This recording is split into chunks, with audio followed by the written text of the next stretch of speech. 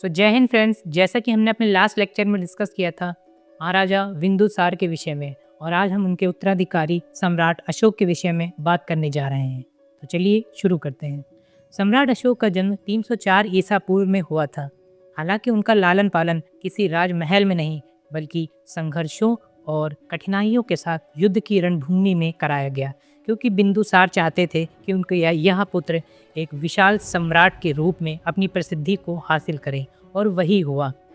युवा अवस्था में सम्राट अशोक ने कई सारी युद्ध रणनीतियों को जीता और अपने कौशल के कारण ही बहुत प्रसिद्धि हासिल की, जिस कारण बिंदुसार ने उन्हें अवंती का गवर्नर नियुक्त किया, और अवंती में उन्होंने अपना कार्यकाल काफ़ी बेहतर तरीके से संभाला और अपनी ओर उठने वाले हर विद्रोह को अपनी तलवार की नोक के नीचे दबा दिया।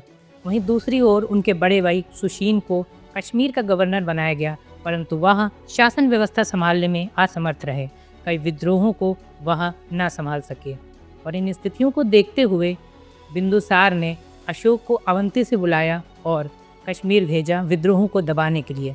और जब अशोक कश्मीर गए तो वहाँ पर इतना नरसंहार मचाया कि आने वाले कई वर्षों तक किसी ने भी वहाँ पर विद्रोह करने के बारे में सोचा भी नहीं।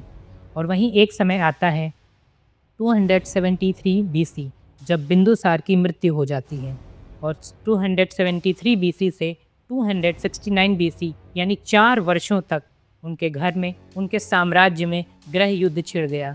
सिंहासन को लेकर सभी भाई आपस में युद्ध करने लगे, और अंत में सम्राट अशोक को ही भारत का सिंहासन मिला, क्योंकि उन्हें दरबारियों और जनता का समर्थन प्राप्त था, और इससे पहले भी वह अपने शौर्य व प्रशिक्षण का नमूना दिखा चुके थे।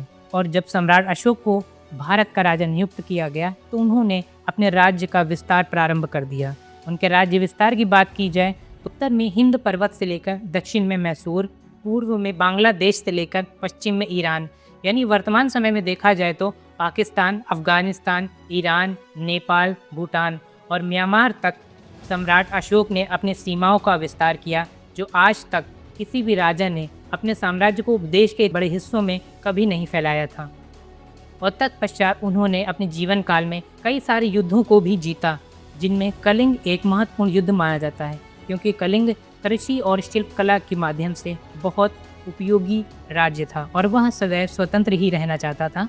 इसलिए उन्होंने मौर्य वंश की अधीनता को स्वीकार करने से मना कर दिया।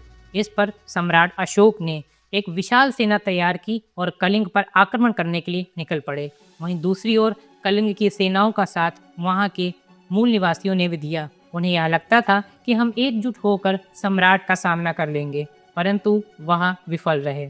इस युद्ध में जीत तो सम्राट अशोक की हुई, परंतु इस युद्ध में इतना नरसंहार हुआ कि लाखों लोग मारे गए, कई औरतें विधवा हो गईं, कई बच्चे अनाथ हो गए।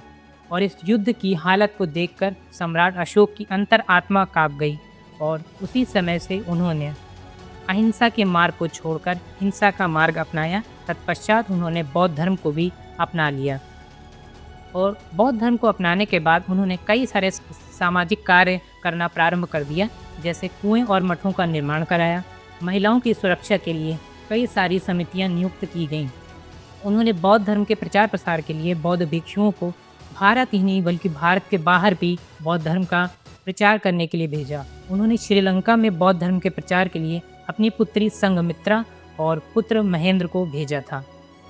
और उन्हीं के कार्यकाल में शिल्पकला भी काफ़ी बड़े पैमाने पर उभर कर सामने आ रही थी, और सम्राट अशोक अपनी चित्रकला के माध्यम से अपनी प्रसिद्धि को बनाए रखना चाहते थे, और आकृतियों के माध्यम से वे सदैव अमर रहना चाहते थे, जिनमें एक आकृति सबसे ज़्यादा प्रसिद्धि हासिल कर सकी, जो थी अशोक स्तंभ, जो कि आज भी वाराणसी के सारनाथ में स्थित है, और वर्तमान समय में भारत का राष्ट्रीय चिन्ह भी उसे ही माना जाता है।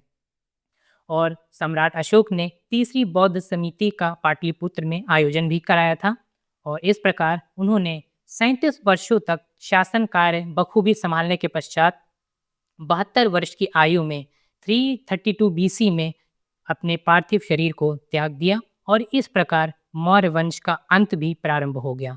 दोस्तों, आपको ये वीडियो कैसा लगा हमें ज़रूर बताइएगा। तब तक के लिए थैंक यू एंड जय हिंद।